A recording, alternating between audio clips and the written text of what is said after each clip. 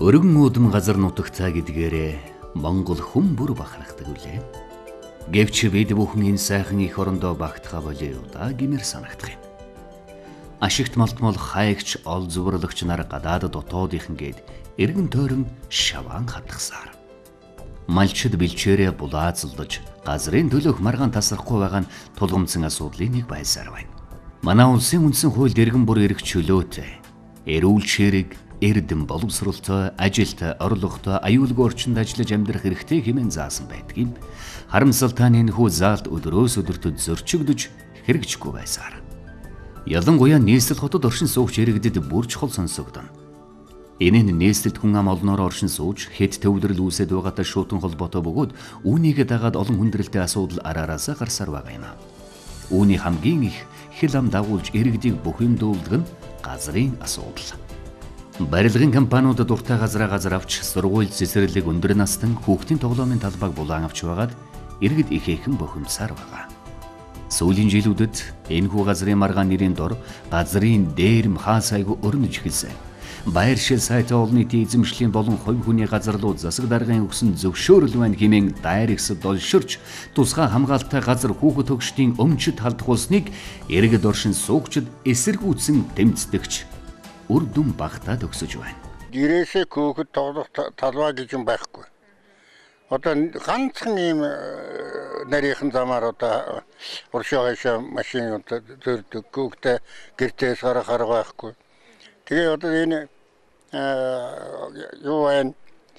Арта ширвашингийн чинь цаашаа харсан одоо эсрэг талаар нэрээсээ хүмүүсүүд дэдгүүр караоке бар гэдэг ингэж байгуулсаар байт. Одоо тэрэн дээр бүгд дэдгүүрд боллоо шүү дээ. Нэгэнтээ одоо бар дэдгүүр боллоо. Жохон цай гарахаар янз бүрийн барьчих гал байшин барилга барьчих гал.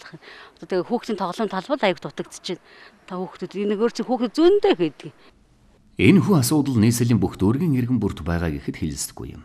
Харин нийслэлийн Баянгол дүүргийн иргэдэд дээрх асуудал дахин үүсэхгүй байх нөхцөл нь бүрдээд байгаа юм.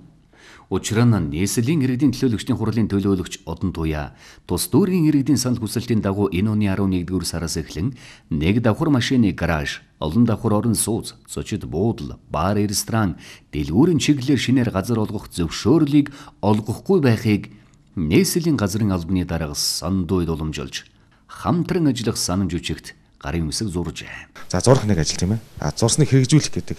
За яагаад бид нар өнөөдөр зураад энэ хяналтаа яаж тавих вэ гэдэг дээр бас бид ярьсан тохирсон байл дээ. Ер нь бол аливаа төрлийн шийдвэрт иргэдийн оролцоо өндөр байх юм бол тэр шийдвэр амьдрал хэрэгждэг юм шийдвэр байдаг. Сүүлийн үед нийтийн эзэмшлийн талбай, ялангуяа Ахмадын амрах, хүүхдийн тоглох газрууд дээр барилга байгууламж олноор баригдаж байгаа нь иргэдийн эрүүл мэндэд сөргөөр нөлөөлж, тэдний эрүүл аюулгүй орчинд амьдрах эрхийг зөрчиж, хотын хэд төвлөрлийг сааруулах, нийслэлийн бодлого хот төлөвлөлтийн стандарт, дулаан цахилгаан ус болон бусад дэд бүтэц хангамжийн норматив, цэцэрлэг сургууль, нийтийн эзэмшлийн талбай, цэцэрлэгт хүрээлэн, ногоон байгууламжийн хүртээмж, стандарт зэрэг асуудал зөрчигдөж байгааг санамж үчигт онцоллоо. Гол зорилго нь олон давхар орон сууцыг өнөөдөр Баянгол дүүрэгт барих ямар ч одоо боломж байхгүй байна. Нэг давхар одоо тэр өнгө үзэмжгүй тоосхон гараж барих ямар ч газар байхгүй. За бар, ресторан, зочид буудлын тоол дэндүү ихссэн байна. Тийм учраас иргэд цаашдаа энэ жоохон үлдсэн газар дээр цэцэрлэг, сургууль, эмнэлэг, ногоон байгууламж, цэцэрлэгт хүрээлэн барихыг бол иргэд хүсэж байна. Тийм учраас бид энэ асуудал дээр цаашид одоо төлхөө ажиллана. Тэрээр нийслэл хотын 1 сая гаруй иргэнийг төлөөлөн нийслэлийн иргэдийн төлөөлөгчдийн хуралд төлөөлөгчөөр ажилладаг бөгөөд Баянгол дүүргийн иргэдээс ирсэн санал хүсэлтийн 90 гаруй хувь нь зөвхөн газрын асуудлаар хандсан байдаг.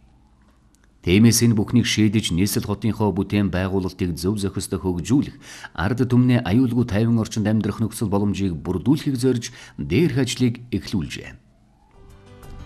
Шилээс жилд нэмэгдэж улам шигүү болж байгаа дөрвөн уулын дунд хот маань тэлхэн бүхэл улмал бөөгнөрөн багширсаар байгаа энэ үед нийслэл хотын удирдлагууд энэ мэт ажлыг эхлүүлэн хийж эхэлвэл цөөхөн хүн амтаа ариун их баялагтай манай улс хөгжлийн шин зам руу ороход ойрхон байна.